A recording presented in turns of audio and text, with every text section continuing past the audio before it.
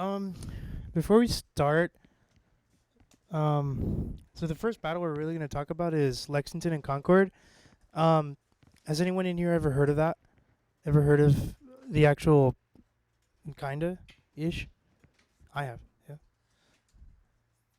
Anybody have any idea of what actually happened at Lexington and Concord?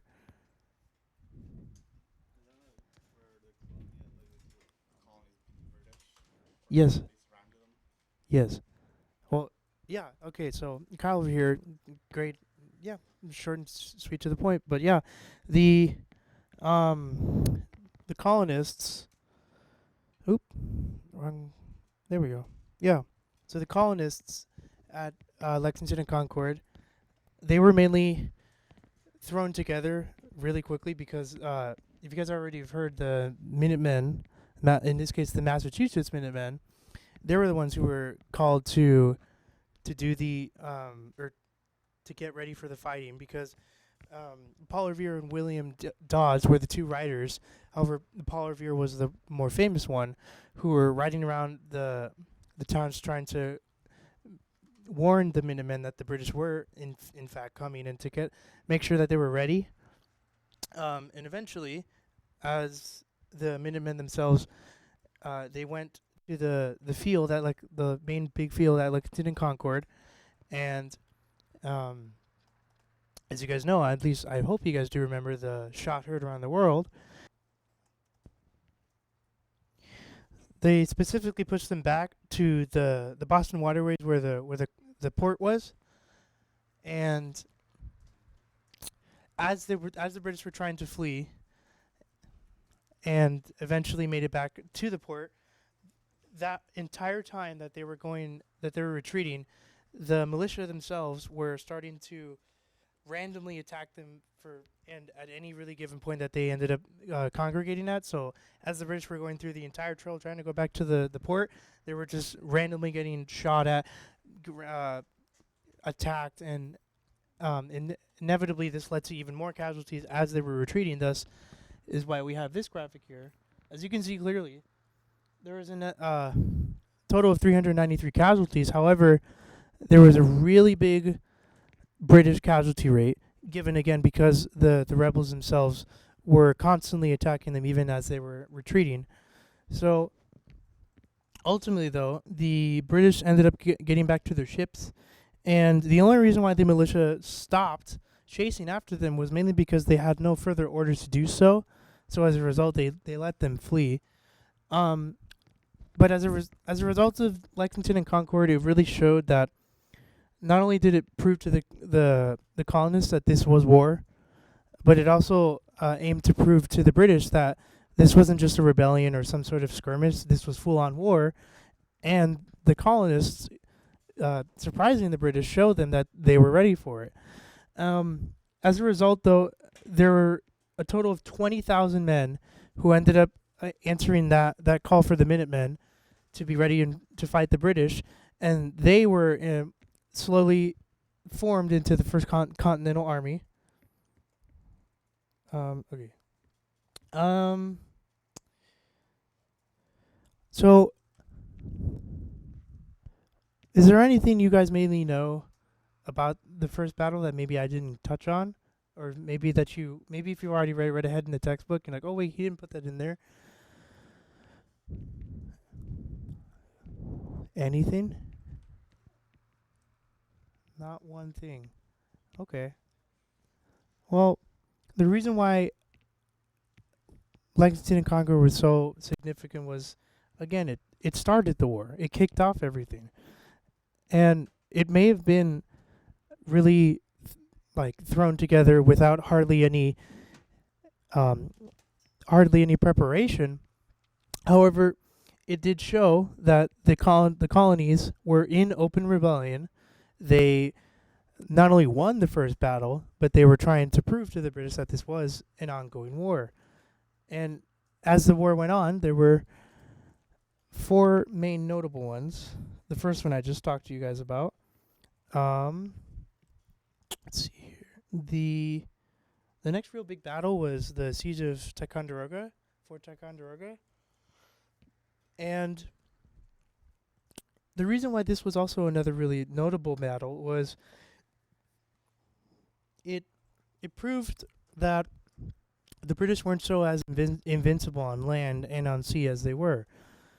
The reason being that the revolutionaries were able to successfully have the British surrender in October 1777. However, as the British were withdrawing, they were trying to destroy as much ammunition and artillery as they can. However, once the Americans actually ended up taking the fort, they realized that there was still some salvageable material that they could grab from the fort. But again, the reason why Fort Ticonderoga was so significant was because it proved once again that the British weren't so invincible as everyone thought. Not only on sea but also on land, given that this initial fort was supposedly seen as, oh, there was no way the revolutionaries could take over it. They just did. And not only that, but they ended up finding resources that they could use to help them in the growing revolution. Next was another battle you guys may have heard of called Battle of Bunker Hill. The mainly the main real catalyst of this battle was that, well, if you were to look at the statistics of the battle itself, you could overwhelmingly see the amount of casualties that the revolutionaries faced as opposed to the British, and thus you may think to yourself, well, yeah, maybe it wasn't a victory for them, mainly because of just how many people died, right? But as you do look into the actual history of the battle itself, well, the revolutionaries did win. They ended up defeating the British, even though, again, statistically, it looked as if the Americans were demolished. They were, but they still ended up taking the hill and winning the battle. Again, the battle itself proved more confident in the revolutionaries, and it gave more confidence in saying that we can actually do this. We can win this war, or at the very least, we can die trying. Finally, the next notable battle of the war was the Battle of Brooklyn, or the Battle of Long Island. So this was another really big successful British action in Brooklyn against the American Continental Army at this point. And it was also the first major battle of the war since the American Declaration of Independence. And that's way past what we were talking about. But again, these four were mainly, there were the main big four battles within the beginning of the American Revolution. And the whole point of it was to show that the colonies were ready for war, and they were going to show the British that this wasn't just going to be a revolt, and again, that they were prepared. And nobody thought that the colonists were going to be prepared.